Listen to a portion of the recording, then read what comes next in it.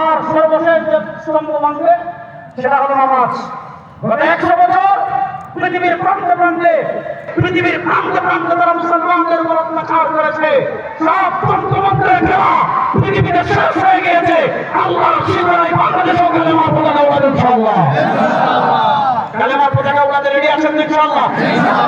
বাংলাদেশের সংসদে আল্লাহ কোরআনের বিধান বাস্তবায়ন করার জন্য, আমার নবীর বিধান বাস্তবায়ন করার জন্য, আল্লাহ কোরআনের বিধান বাস্তবায়ন করার জন্য রক্ত দিতে কারা কারা রেডি আছে?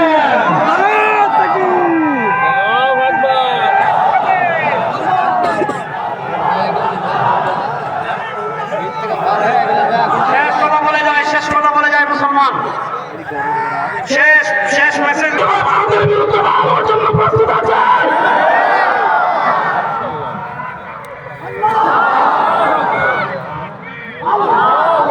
শেষ মেসেজ দিয়ে যায়, শেষ মেসেজ। এই শতাব্দী আমাদের বিজয়ের শতাব্দী ইনশাআল্লাহ।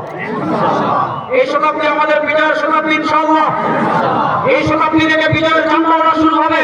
হযরত ঈসা আলাইহিস সালামের নেতৃত্বে আল মারহামাতুল কুবরা চূড়ান্ত যুদ্ধের মাধ্যমে পৃথিবীতে মুসলমানদের ওই হারাম সূর্য বিজয় আবার উঠতে হবে ইনশাআল্লাহ।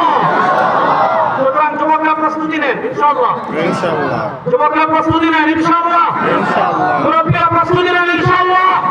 এই দেশে আমরা ইসলামকে বিজয় করবো ইনশাআল্লাহ। এই দেশে আমরা কোরআনকে বিজয় করবো ইনশাআল্লাহ। আল্লাহ তাআলা কোরআন বিজয়ের তৌফিক দান করুন, সবাই বলেন আমিন। এবার বলেন, এই যে আপনাদের এলাকায় এত সুন্দর করবে না, এরা বিদেশে টাকা তৈরি করবে না, এরা ফান্ড ডাকাতি করবে না।